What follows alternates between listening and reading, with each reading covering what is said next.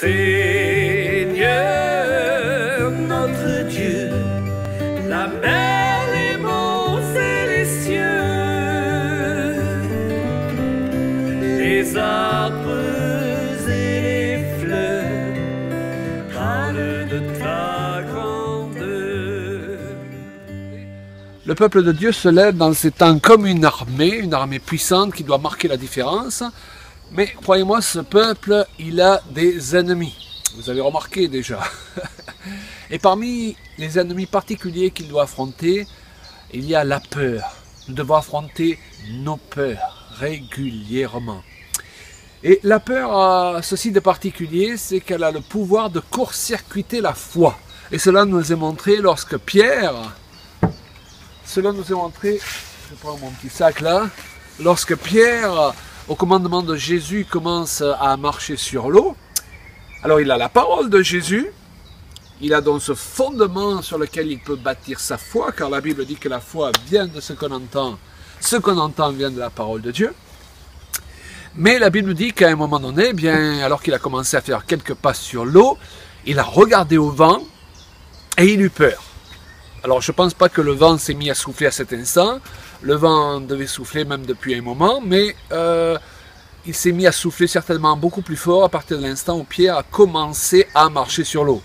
Et lorsque nous voulons rentrer dans une nouvelle dimension en tant qu'individu, en tant que ministère, en tant qu'Église, dans les choses de Dieu, ne nous attendons pas à ce que le vent se mette à souffler moins fort. Il va souffler plus fort et le diable va essayer de nous intimider et de court-circuiter notre foi par la peur. Et c'est ce qui se passe pour Pierre, comme je le disais tout à l'heure, bien que Jésus soit là en chair et en os et lui donne le commandement de pouvoir marcher sur l'eau, eh bien Pierre enfonce et Jésus doit le rattraper avant qu'il enfonce complètement dans l'eau. Donc nous voyons là que la peur a le pouvoir de court-circuiter la foi. La peur et la foi, ça ne peut pas marcher en même temps. C'est comme boire ou conduire, n'est-ce pas? On dit il faut choisir. Eh bien, la foi et la peur, il faut choisir pour que notre vie chrétienne puisse vraiment fonctionner. Nous voulons célébrer ton nom à perpétuité. Nous voulons te chanter, Seigneur, tous d'un même cœur. Alors, la peur a ceci de particulier, c'est également qu'elle a le pouvoir, si je peux dire, d'attirer le malheur. C'est Job qui dit « Ce que je crains, c'est ce qui m'arrive ».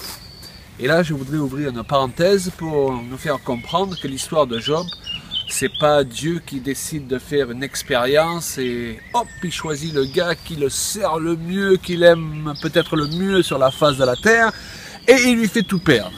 Il se dit, qu'est-ce que ça donnerait si je faisais mourir ses enfants, si je faisais en sorte qu'il perde tout ce qu'il a.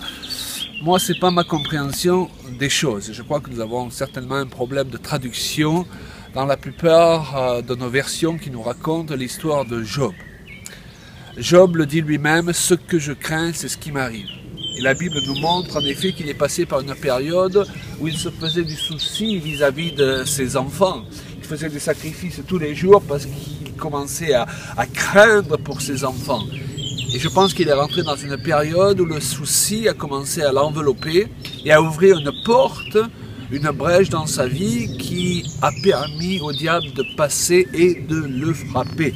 C'est pourquoi l'apôtre Paul nous dit à la fois ne vous inquiétez de rien, déchargez-vous sur Christ de tous vos soucis, nous dit un autre verset, et il nous encourage à ne pas laisser de prise à Satan, de porte par laquelle il peut rentrer et sortir dans notre vie. Et s'il y a une porte par excellence que le diable utilise, c'est celle de la peur qu'il nous faut fermer. Seigneur, notre Dieu, la mer, les monts et les cieux, les arbres et les fleurs. Et je me suis rendu compte d'une chose, c'est que l'amour chasse la crainte. Et que combien de fois dans le passé, j'étais impressionnée par des gens, par des personnes, par des situations, et que finalement, vraiment prié. Je dis, Seigneur, donne-moi plus de liberté de parler de toi. Et m'a dit, mais aime les gens. Et quand on aime les gens, bien, la crainte disparaît. Et parfois, si vous êtes dans une situation un peu compliquée, bien, demandez au Seigneur qui vous donne l'amour pour les personnes qui sont devant vous et de la compassion. Et vous verrez que votre façon de voir ces gens et la situation sera totalement différente. Le visage d'un enfant me dit combien tu es grand. Tout ce qui m'entoure. Alors, toujours au sujet de la peur, il paraît qu'un dresseur de fauves, même s'il dresse ses fauves depuis des années et qu'ils le connaissent bien, il ne faut pas qu'ils baissent les yeux devant eux parce qu'ils prennent ça comme de la faiblesse et ils ne vont pas tarder à lui sauter dessus. Si un chien sent que vous avez peur aussi, c'est alors qu'il va vous mordre. J'ai même lu dernièrement qu'un requin dans la mer sent si vous avez peur et va alors se diriger vers vous. Il semble que la peur émet des vibrations ou quelque chose comme cela. Donc la peur a vraiment un pouvoir, elle a le pouvoir de court-circuiter notre foi.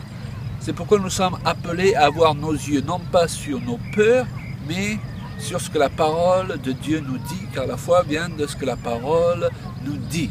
La peur finalement c'est une autre forme de foi, c'est placer sa foi dans les raisons que nous avons, les raisons humaines que nous avons d'avoir peur. Mais ce n'est pas de cette foi-là dont nous avons besoin, c'est de la foi que nous inspire notre Père et qui est bâtie sur sa parole.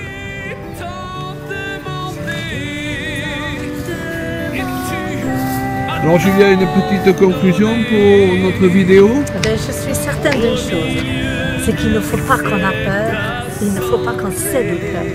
Et peut-être aujourd'hui vous allez avoir un rendez-vous, vous devrez aller voir des gens ou peut-être vous devrez parler devant des personnes.